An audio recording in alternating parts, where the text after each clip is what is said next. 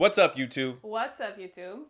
Today, we're going to have Val answer some juicy pregnancy questions you guys all want to hear. How has it been seeing your body change so much? That's a good question.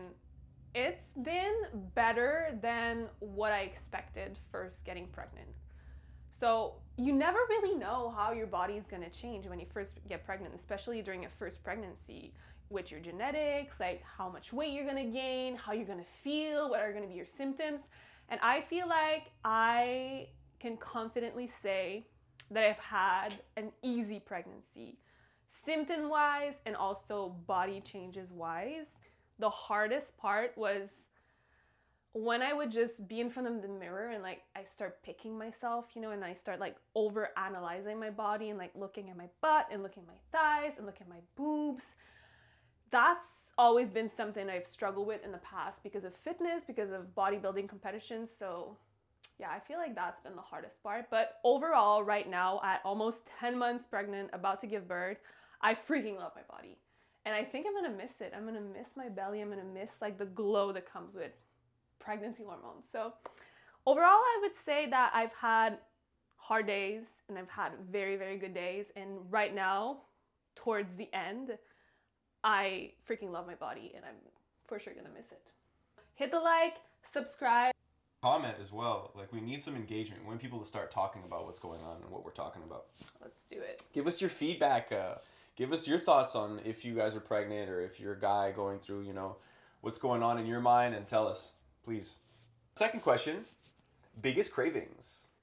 I feel like my biggest cravings have been fruits, especially sour tropical fruits and candies, sour candies. So I'd say anything sweet and sour has been consistent during my whole pregnancy almost. Something that's been very, very consistent is waking up and having a big glass of orange juice. That's just like, I wake up in the bed and I'm dreaming about the glass of orange juice. So I feel like that's been my biggest craving.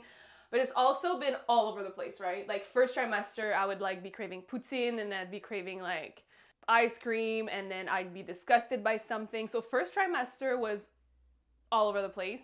And then second trimester up to the end, everything sweet. Everything sweet, just give it to me. Ice cream, cakes, candies. Yeah, candies I think has been...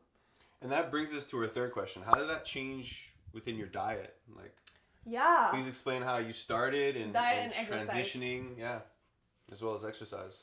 I've just been completely intuitive in my diet. Like I haven't tried to restrict anything. I haven't tried to eat more of something. I think the body knows. The body is so smart, especially during pregnancy. I've been aware, body aware, and like listening to every cue, every little message my body has, every craving, every intuition. So it hasn't changed much. I'd say like I'm someone who eats and we eat very healthy. We've kept eating very healthy. I was gonna say we cook. He cooks. So we eat a lot of homemade food. But one thing that has changed is I was vegetarian for like almost 4 years. Yeah, almost 4 years. And vegan during almost 2 of those 4 years.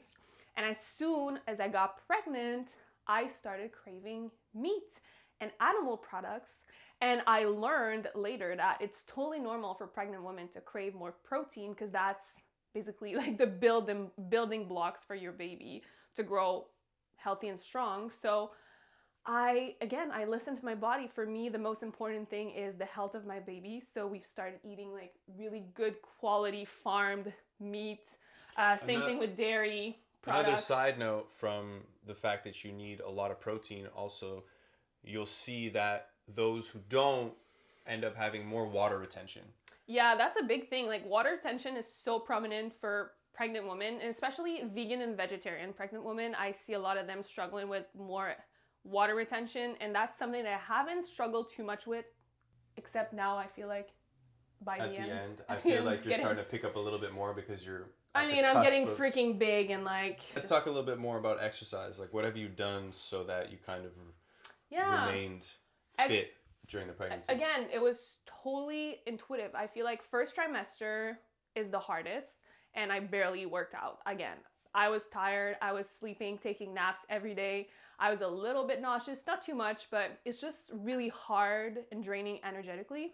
So first trimester, I would say yoga. We did a lot of yoga and went on walks. By the second trimester, that's when energy picked back up so much for me. Like I literally felt better than when I'm not pregnant. So I was doing a lot of home workouts, a few runs outside before I got too big. Pregnancy postpartum TV workouts on YouTube, they're like super popular. And yeah, lots of walking, lots of hiking. And now by the third trimester, I kept that consistency, I'd say, like a few home workouts every week, but mostly walking and some hikes just because it gets very, very uncomfortable toward the end. And right now, I'm basically just doing my hip and pelvic floor opening exercises, going on walks, and that's good for me. No shortness of breath, no... Oh, for sure. For sure. I mean, right now, I feel like the baby has dropped a little bit, so my shortness of breath is better. But if you've been pregnant or if you are, you know that that baby is pushing on all your organs, including your lungs. So, yeah, hard to breathe. Why a natural birth? Yeah, so we haven't talked about it on the channel yet, but we are planning and preparing for a full physiological natural birth. I've known for a few years now that that's how I wanted to birth my babies. I've known since I was like 12. And he's known, that's I think something that's not common is that you were on board since the day we met. Like literally the first few weeks of us dating, he like asked me the question. He asked me what I thought of natural birth. Thanks to social media, I've seen this new paradigm of birth, which is basically just how our ancestors used to birth. And it's coming, you know, it's gaining popularity again. And I stumbled across a bunch of Instagram accounts about natural birth, watching videos of women giving birth in water, in birthing centers instead of hospitals. And I got super passionate, and at home. And I got super passionate about it, and I started researching for myself, why would women choose a natural birth over a hospital birth or a medicalized birth? And I found that natural births are the best and easiest way to give birth for the woman, for the mom and the baby. It's the most gentle way to bring your baby on earth. It's a way to assure that you'll have like a magical experience. I also don't like hospitals. I don't like medication. I hate the ambiance of a hospital. And I also want to avoid what is called the cascade of intervention, which is basically when you start with one medical intervention during birth, it can often just go and snowball with more interventions that lead to the C-section that obviously most moms don't want to get unless it's a real emergency. But nowadays, there's over 30% of women that give birth via C-section, which is not normal numbers. So I've reached out to all the birthing centers in the Montreal area, and the one I wanted basically called me back super early during my pregnancy. And that's where we've been going since then. Can you explain that process from beginning to pregnancy to now your third trimester and about to pop? Just briefly, how it works?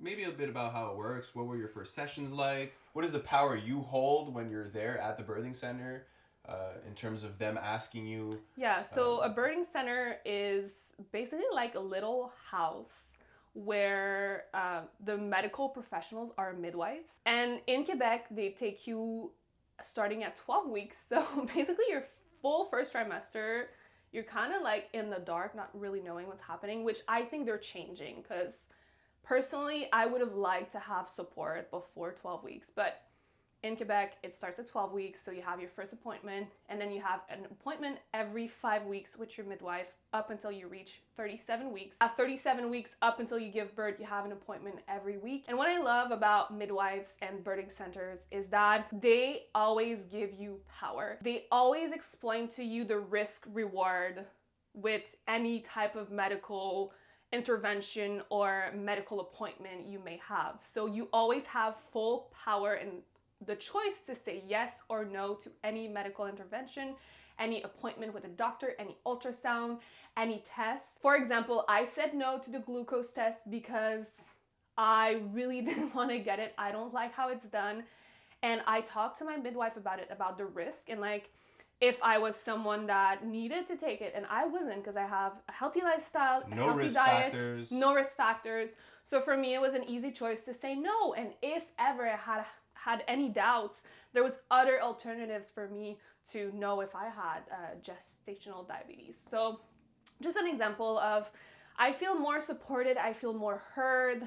Obviously, it is, when you give birth in a birthing center, it is a natural physiological birth. You know, you can get an epidural, you can get a C-section.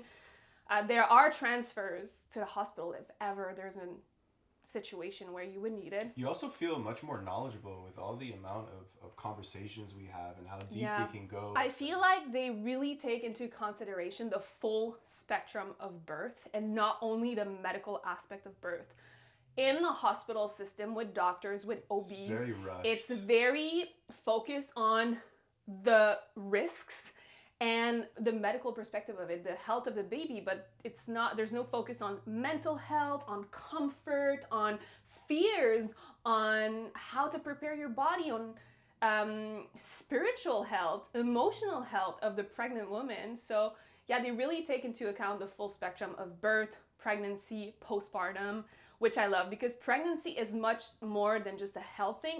It's not a medical problem. It's something that is so natural. And I feel like with doctors, sometimes with OBs, it's like you have this medical problem.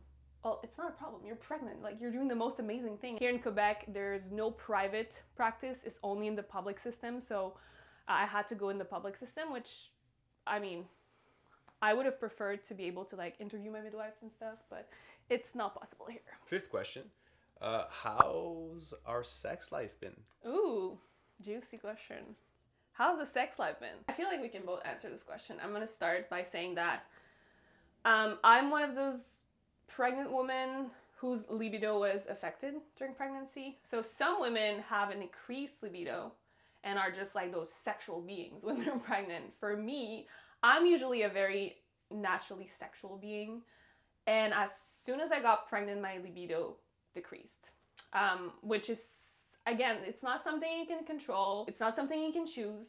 Some women it increases, some women it decreases. For me, it decreased. I've been accepting of it. I wouldn't say that it has affected me and affected us in a negative Definitely way. Not. It just affected, I guess, the frequency of things. I have a pretty standard libido, and mine's definitely increased since she's gotten pregnant. Because he loves the pregnant body. And it also gets things going after. Like, if you've been pregnant, especially this far along, like, having sex makes things move over there, which is good right now because we want to get things moving. But when it doesn't, it can activate labor. But when it doesn't fully activate labor, it just makes things very, very uncomfortable down there for like a full day and a full night. So that's something to think about for sure. 100%. Next question. Hardest part and best part. And keep this one brief. Yeah. Hey. Hardest part of pregnancy, the energy levels that are changing. I'm someone who's super active, super energetic usually. So having to slow down in every aspect of my life, including like business and work. I'm someone who's very passionate about her work and business, and just having to take a step back right now is definitely, I think, the hardest part mentally to know that, okay, I'm taking a break from work. I'm an entrepreneur. Like, I create and generate my own income. So that's been the hardest part. And best part, I feel like feeling the baby move, like seeing my body change, my belly get big, like seeing everyone around me be, for sure is and seeing like how our family has been like so lit up by this news, and like how it has changed the dynamic in our relationships. 100%. It just brings, like, being pregnant and bringing life into this world brings this beautiful light and joy and love around everyone. And it's just like, you can't be sad and you can't be mad or angry when there's like someone around you is like bringing life 100%. In the world. So just the energy around being pregnant and bringing a baby into this world has just been amazing. It's been the best part. Like everyone around us has been amazing. And it multiplies tenfold when you have a bunch of these mamas running around with babies in their stomach. Yeah. There's so much good energy, good omen. It's just everybody's so loving, and it's crazy how, yeah, like you were saying, the dynamic changes and everybody gets along so well. It's like you can't be mad or sad or anxious. There's or not depressed. there has impossible. there can't be drama when No, like there someone can't be drama. someone close to you is like pregnant and about to bring a baby. It's a wonderful feeling. All right, let's move on to the next question. What are you gonna miss the most about this pregnancy? Again, I feel like I'm just gonna miss being pregnant. I'm gonna miss that mom glow. Experiencing being pregnant for the first time. It's like I'm grieving some days. I'm like it's never gonna happen again. And yes, it's gonna happen again because we want more kids, but it's never gonna happen again for the first time. You know? So that's kind of weird to think about. Like I'm never not going to be a mom anymore. So next time I'm pregnant, I'm going to have a baby, a toddler. Like it's never going to be like the first pregnancy where it's just you and your baby daddy like about to become parents for the first time. That's definitely what I'm going to miss for sure. What are you the most excited about once baby arrives? Right now, I'm really excited about the newborn bubble that we're about to create. Same. I'm really excited we're both for that. Introverts and like we love being at home. We're homey people. We love being in our stuff. Like we love spending time just the two of us together. So I feel like having this baby and like creating this bubble for the first few weeks, the first 40 days, by the way, are like the first 40 days is like this very well-known like quarantine that a lot of women did back in the days. That is something very ancestral where you create that environment where the mom stays home with the baby, where the mom is close to baby, skin to skin most of the day for the first 40 days. I'm not sure if we're going to do the first 40 days, but that's really the bubble I want to create. Lots of skin to skin, lots of just like intimate time, the three of us. I'm really, really excited for that. And I'm really excited to breastfeed as well. Hopefully everything goes amazing with that. I know a lot of women struggle with breastfeeding, so I'm feeling very confident. Obviously, I'm gonna ask and reach out for support if ever I need it. What are your biggest fears around birth and postpartum? Which is what the next question is. Yeah. Personally, again, I feel very confident. I feel like we've both been super confident since day one. And obviously, we've had a healthy, low risk, no risk pregnancy that is textbook. Birth can be scary, and I feel like during the birth, there's probably gonna be fears and resistance that is brought to the surface, just like my doula told me. It's like a shamanic journey, like a plant medicine journey where you don't know what you're gonna face. But right now, I can't really say I'm scared.